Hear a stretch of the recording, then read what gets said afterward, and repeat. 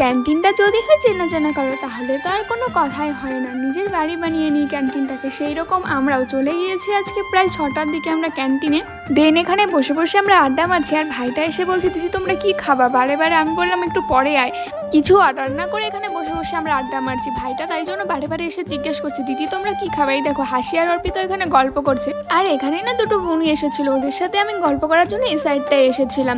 আর এই বুনু দুটোকে দেখে না আমার সেই আগের স্কুল লাইফের কথা মনে পড়ে গেল। আমরা আগে যখন টিউশন যেতাম তখন এই ক্যান্টিনে আমরা আসতামই, তাই জন্য তো এই ক্যান্টিনটা আমাদের এত চেনা পরিচয় হয়ে গেছে। যাই হোক এসব কথা এখন ছাড়ো, তারপর আমরা অর্ডার করলাম পাস্তা, চাউমিন, একটা ফান্টা। আগে হাসি কি বলছে সেটা আগে তোমরা একটু শুনে নাও। আর খা, এটা রিভিউ দে, খেয়ে এটা রিভিউ দে, ঠিক আছে? একটা খাও, আগে খা, মার বল না ছাইড়ে দিই। রিভিউ বল কেমন হয়েছে? দারুণ।